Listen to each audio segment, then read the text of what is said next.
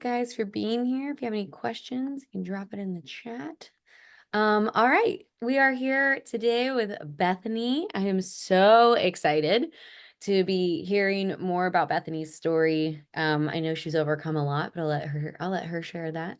Um, and yeah, I think the best thing to do really is I just want to hear your story from start to end. So if you want to take it away, I'll just ask you questions kind of along the way. Start But to end, huh? like, So back in 1992, yeah, from the beginning, but yeah, your copywriting journey. So where were you before you discovered copywriting? What did life look like? What kind of brought you to it? And for sure. then, I'll ask you questions along the way. So Well, like a lot of people, it all starts in 2020. Um, so in 2020, I was married and I had two kids, and that was it. Like I was done. I was good. I was a stay-at-home mom of two kids. And then got unexpectedly pregnant with twins, uh, and had them in December of 2020. So I had three children under three for 11 months because my one of my older turned two the month before they were born. Um, and then in like early 2021, my ex-husband came out as gay. And so then we started going through the process of slowly separating. Luckily it was like super amicable and I had lots of time. But like over the next year, so from like early 2021 to early 2022, I was just kind of like navigating that. I was still staying at home with kids, trying to start thinking ahead of like what am I going to do now. um and then we officially like separated and started the divorce process in late 2022. And so at that point I was kind of dabbling in copywriting, but I was doing like the can I say names of other freelance companies? oh yeah, I for was like sure. deep Truth. I was Yeah. like trying really hard to make the whole like Fiverr thing work, and I did really well with it for like a year as far as Fiverr goes. But I learned very quickly that like that is so much about responding to messages immediately and like being always available and underselling yourself and all of these things. So I was like scrambling all the time. I was literally like standing at my kitchen counter with like a double carrier with a twin on my back and a twin on my front, like typing at that kitchen island, like like keeping them asleep while I'm like trying to type. It was awful. um and I didn't know a lot about copywriting other than just like I always kind of was decent at writing, and so I was like, here's a thing I can try to do. um and then I think I don't even remember like what ad it was of yours that I saw, and I was one of those very weird like didn't even get a bunch of your ads. I literally was like, saw one of them, read it through, and I was like, yep, I want to be more of that kind of copywriter than what I'm doing now. And like immediately booked a discovery call about it. And talking to, I don't even remember her name now. All of that was like such a blur. But it was like January of 2023. So like almost 2 years ago now. I like had that call and I told her like what I was charging on Fiverr. And she was like, oh, honey, no. And I was like, yeah, I know. I just don't know how to do it differently. Um, and so I signed up with the course. I It was just checked my email. Mal. I had to look it up. I Yeah, glanced I at looked it up. It was like Mal. the end of January in last year. It's So it's like Mal. We love Mal. it was Mal. Okay. Yeah, and I looked it up.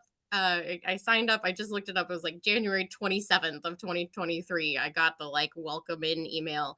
Um, and yeah, so I just kind of like dove right into that and was like, I have to make this work. I had a couple of years of alimony on the table to kind of like build some momentum, and that ended in August of this year was my last payment of that, and in September of this year was the first month that I made like $5,000. So it was like right at the deadline. I was like I was like, "Oh, I've got to get to that point by September." I'm just gonna maybe guess that subconsciously that played a role, A you know? little bit, a I little bit. feel A like little bit of luck, a little bit of, drive. or a little bit of urgency, Yeah. can Um, fuel some effort, you know? yeah, for sure. So yeah, I mean, the course definitely changed how I approached it. I like I fully committed. I was like, if I'm gonna spend the money on the course, because at the time I didn't have it, I like opened a credit card that didn't have, like interest for a year. And I was like, my goal for the first year is just to pay it back. Like that was my only goal. It was like pay it back before I start getting interest on it. Which I did. And then like that was literally my only goal. And then yeah, I was like, I have to. So I quit Fiverr like the day that I started the course and just was like, I have to just like do it as you said. It says like it'll take 3 or 4 months, and I was like, I'm gonna do it in 2 because I have to. I don't even remember how long it took. I think I left like the last lesson for like a year. Well, the last that as it gets towards the end, it becomes kind of a buffet. It's like, Yeah, do you want to do this? Do you want to do that? for sure. Um, yeah, and like relevant to all of that, throughout all of that, in the summer of 2022, I was diagnosed with ADHD. I've since found out that am autistic. And so like navigating that whole world while like trying to scramble to like do it was a little crazy, but That's so good though. That's all super informative and will help. Like, I mean, have you feel like it's been really validating and helpful and like helping figure out so like things that much. are And it's helpful? it's Yeah. really like shaped who I've wound up connecting with as a copywriter too. Can you tell Like me more being about that? That's super interesting. Yeah, so one of the things that I've learned is, and I was just talking about this with someone the other day, is like relatability and consistency are so much more important to people than like being the best at it immediately. There it is. That's the truth. It's so true. It's Yes. yeah, and so like my one so I had talked about landing kind of a bigger client, and actually it was from a series of like referrals, and I wound up getting a little bit of a part-time gig with this man who is lives in Florida, who owns a small marketing agency. And so I like had an interview with him, and I was sitting there going, he's going to ask me to do a bunch of stuff I don't know how to do, because I'd mainly only been doing like blogs and emails, and he owns a marketing agency. So I was like, he's going to want ads, and he's going to want all these things I have no experience in. But I went into this little interview with him, and it was going to be for like 10 hours a week of stuff. So that was going to be pretty significant, coming from where I had been like piecemealing everything together. And I like immediately clocked that he had ADHD just from like things he said and like conversation we were having. And so I just kind of like dropped that. I was like, "Oh, and my work process works really well for me because I have ADHD, and so I can just like do it like this." And he was like, "Oh, okay, same. Yeah, you get it." And like the interview was over at that point. Like up until then, he had been trying to like describe like what he needed, and as soon as like we had a connection point, he was like, "Okay, so here's what you're going to be doing." And I was like, "Got it." Yeah. um Yeah. That's and it so good. really, yeah, it really does like um just, being able to like be open about it is so much more helpful than trying to like dance around it. Yeah. Yeah. Isn't that nice? It's so Yeah. different from, I think that's like a big perk of being yourself and your own boss to being an employee, like for Yeah. sure. Oh, You for sure. you I've celebrate your differences and then you find like match clients that are perfect matches. I have worked in environments where I was not allowed to have like facial piercings and stuff, and it always just felt so much like my job was like controlling even like my decisions and how I presented myself, and I hated that and I didn't want to go back to it. Same. Fun fact, when I first quit my the job world, I dyed my hair magenta because I was like, finally. Yep. Mine is finally like toned down purple again. It was bright pink the other day. Yeah, it was like magenta, like bright. And I was like, I needed this for my soul. Yep, yep, yep, it's So I true. feel that. But that's so amazing because for how you were a stay-at-home mom, Mhm. did you have previous job experience? Like what did that look I like? so I never even like I went to one semester of college. I got married super young. I listened to your podcast you did with Emily on religious trauma, and like that's my story. Um Mm. and so like got married super young, never really like finished college. I had like, part-time coffee shop jobs, which I always loved, but like that wasn't going to be sustainable to go back to that with trying to be a Mm. single parent. And so I was really just like, what skills do I have that I can learn more and make money with? And so I did. I'd had a job like as a medical desk assistant person like before I had kids. So I've been in like corporate settings, I've been in medical settings, I've been in like, service industry a lot, but I was like, I have to do something that like I don't want to spend every waking moment when I'm not with my kids working. and I also don't want to have to also afford childcare. So, Yeah, this is amazing. So you've basically like without a college degree have gone on to create a job for yourself where you're making between $5,000 to $6,000 a month working like what did you say like 10 to 15 hours um, a I would week? say so the months that I was making more like 5 to 6,000, I was probably pushing closer to 20 hours a week. Oh. But still, Yep. like Yeah. like 20, That's 25 hours a week. My, amazing. right now I was like, I just lost a little bit of that bigger client. They kind of cut me. They hired me for 3 months and I got them caught up. And then they're like, we're caught up, we're good. And we want to just do like one Mhm. thing at a time instead of a retainer.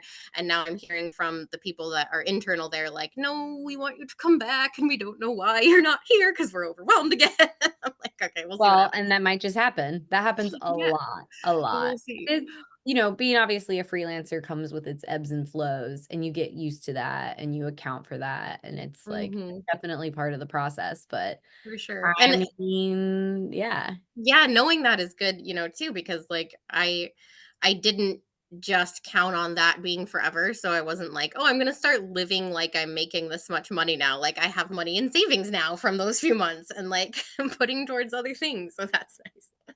that's amazing. And so now when you have your kids, you get to be like fully like present and Yep, was pretty that? much. Yeah, that's Yeah. amazing. How old are your kids now? So I actually just last year moved in with my partner and he has 3 kids too. So we have 7. um, Oh my but we God. have the same exact parenting schedule. So we have all 7 or none of them. Um, Oh, wow. so That's we've so it's got, like full on. yep, That's it's such a like crazy. fluctuation. But we've got 13, 9, 6, and 6. And then my twins are just turned 4, and his youngest is almost 4 next month. So we had 3 3-year-olds when we moved in. That is wild, but Just like honestly, sounds straight like up chaos. a lot it sounds like a lot of fun too, it's especially it's fun until like a week like last week hits where everybody gets a stomach bug at the same yeah. time. Yeah, both my boys were sick last week, and I mean, it's just 2, but it was Yeah. rough, and I was like, No, "I I hope mean it 2 is sucks enough. when they're sick." Yeah, a 6-month-old and a 21-month-old, and they're both the sickest they've ever been. I was just like, Yep. "Oh my It's God." exhausting. It is exhausting, and you just feel bad. A sick Mhm. baby is not fun. No. Well, so I would love to hear, do you have a niche? People always love to know, like, do you have a niche or what does that look like? You don't have to have a niche. I try so I was gonna like I got very intense about writing my website for a niche because I was like I have to do the SEO on my website and I have to figure out my niche and all the things. And I have one client in that niche and the rest are like Yeah. all over the map. Like currently my long-term clients that I'm writing for are like a parenting e-commerce company that I've been writing for like almost 3 years, like back from Fiverr. I went a little bit rogue and like emailed her outside of Fiverr and was like, I'm gonna be I'm gonna go freelancing on my own and you really like my work. And she was like, great, I was a young mom freelancer, pay, charge me whatever you want. I was like, yes.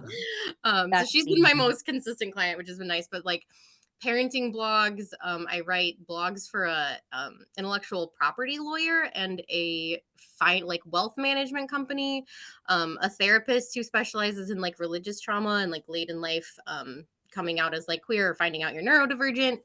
Um, so like a range. And then I just cold emailed a relationship coach that I followed on Instagram and was like, I'm just gonna cold email her because she has no blog.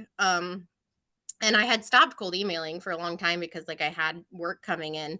And I was like, I'm gonna like go brush up my little cold email template that I had and emailed her and she didn't respond at first. I like reluctantly sent the follow-up like a week later because I was like, it's whatever, like it doesn't matter. This was like a shot in the dark. And she responded and was like, I get a lot of DMs and emails from copywriters, and yours is by far the best one. And I need a lot of things, and we need to meet. And I had a meeting with her, and she was like, of all of the emails that I get from copywriters, yours was the only one that didn't start with an insult. And I was like, so like, turns out the bar is very low. It is. It's so low. I get cold emails every single day. And I'm just like, it's so funny. I used to respond with like, let me give you a little tip here about this cold email. Now I just don't have time to do that No. anymore. But Yeah. yeah, the bar is so low on cold pitches. People just don't even realize if you just show up and are helpful and also and like know a thing or two about the person. Mhm. You know what I Yeah. mean? Like Yep. it's like anything. Like, My my favorite is my like opening line was like, "I've been following you on Instagram forever and just had the thought to, like, reach out about this. Like, I love what you're doing." It was not anything, like, earth fancy. shattering. Yeah. Yeah, it's like being a human. Weird. Mhm. How Yeah. funny. Super Just crazy. being a helpful human. That can go very far. Um, oh my gosh. Well, your story is like absolutely amazing. Is there anything that you would share, like anything in your journey that you want to make sure you share with like other students that you learned or Mm, goodness. I don't know. I think really, broad? like, so much of it was just deciding I was gonna do it anyway, even though I have still struggled with imposter syndrome to this day, very much so. Hey, I was same. literally having a conversation with my partner this morning. I was like, my short video said I was making, 5,000 a month, and then I just lost this client, and no, I'm not. So now it's not really success. That's not true. They're literally talking about bringing you back, first of all. It's like not official. Second of all, you're a freelancer and that Yeah. there's some ebb and flows.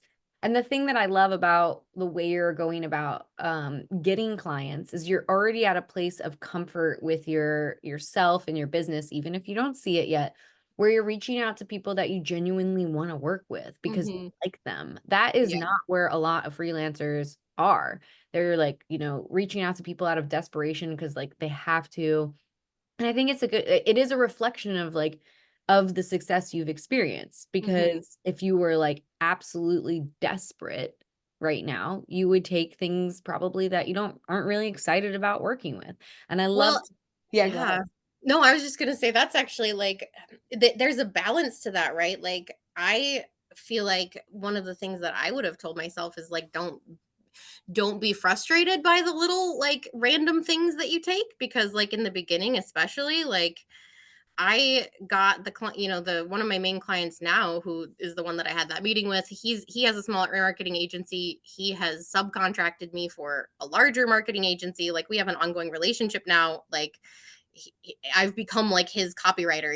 He talks about like, well, if I do what I want to do, you're coming with me. Kind of stuff. And like I found him because I did a $50 a month email for a client who was just like the sister of somebody that I knew for Mhm. like she's a social media manager and somebody wanted emails and she was like, you take this, I don't know how to do it. And then she recommended me in a Facebook group for somebody who was like posting the ad, like his personal assistant posted the ad in a mom's group and she was like, oh, this person helped me and it was great. And so like I could have been like, that's not what I want, I need to be making so much money a month, I can't take a $50 client, but like that's that's how you That's where it start. starts sometimes. The easiest thing to do is to actually like take on more work with current clients. Like even Mhm. if it starts small, and when you're starting out, like you kind of have to earn your stripes a bit. Like that is Yeah. part of the process. Most people go to like 4 years of school to like start a new career. Like you don't have to Mhm. do that here. It still happens really quickly Yeah. compared to a lot of other paths.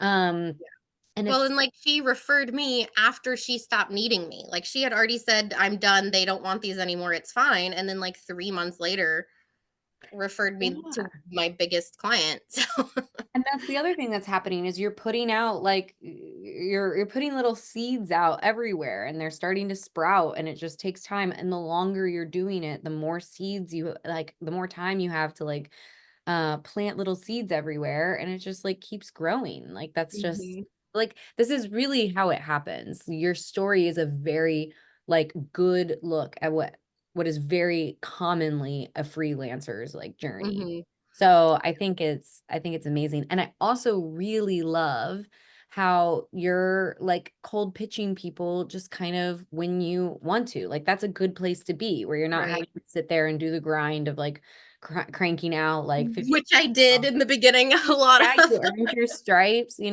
now you're like, that person's cool. I'd like to work with them. Dust off my template, as you said, Yeah. and keep going. So, Yeah. yeah.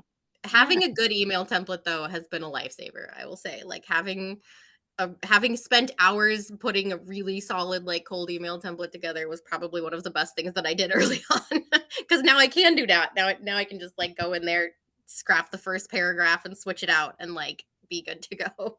Yeah, I still cold email people. I cold email people that I'm like, I would like to like work with them or have a partnership with them or like know Mhm. them.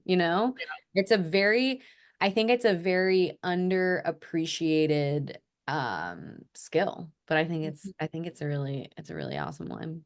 Well, I love to ask people when I'm kind of wrapping up if you could go back in time, have a chat with Bethany when you were first starting to think about, signing up for Write Your Way to Freedom.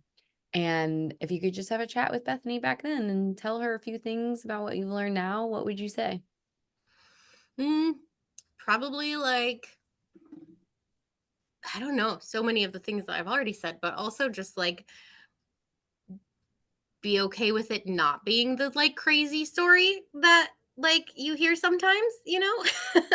Like I love the stories. Like I think one of my favorite things in the course was the workshops with Ryan. Like I loved that so much, but I would sit there and I was really appreciated his, openness and honesty about the fact that he was putting in like 60-hour weeks in the beginning because I was able to frame like that's not going to be what I'm doing. Like, I'm not gonna be making $30,000 a month when I have 4 small children at home. Like, I not that I couldn't, but that's just not what I'm gonna be working towards right now. Um, and just being able to, like I mean, I still need to tell myself this now is, like, celebrate the things that I do am doing regularly, and, like, 2 years ago, I would have been feeling crazy for charging $300 for a blog post, and now I'm like, I need to raise that. I'm just not quite ready to like maybe like pricing is something I still struggle with. I would have told myself to charge more right from the beginning because it's amazing when people just don't bat an eye at what you think is like way too much for what you're asking for. Um Hmm. and like fake it till you make it is fine. That's something that I, like, have tried to been learning, like, I got thrown into one of my biggest, so, like, my subcontracted client wanted to have a meeting with me, and they were like, "Have you ever done any writing for the travel industry and, like, ad copywriting?" And I was like, "Nope, but I can." Like, I will learn, and I have learned, and again, like, to repeat it, the bar is so low out there, like, the bar is so freaking low. It's true. It's true. So I'm like, when you're showing up to be a freelancer, and I'm always emphasizing the power of just acting like a business owner and being responsible and showing up and just like being a pleasant person to work with. And you're already like Mhm. ahead of 50% of what's going on out there. So it's I would have so told true. me to get an invoicing system earlier on, that's for sure. Yep. Yep. The That's first, like important. the first year I did taxes, I was piecing together income from so many different sources that I was like, "Oh, no, I'm gonna get audited, and I'm not gonna have any of this, and I don't," but, yeah. No, no, I don't think they're not, no, they're not worried about us. Yeah. So those are all really, really, really wonderful pieces of advice. I think that, and I love what you said about, not comparing yourself or not even like worrying about striving for like the 30K months like Ryan, was talking about. That's why, like, I think it's so important to share stories that, from like all the different types of goals. Cause for me, what I think is like when you won, and you're doing it is when you have created the income that you need and the time requirements that you need for whatever your life is. I mean, I just had 2 babies. I've completely shifted absolutely everything to like Mhm. accommodate that. And that's a kind of freedom you don't get when you have like a 9 to 5 where you just have to show up. So you're doing it. Like Yeah. you are a student success. You're doing it. You're providing for a lot.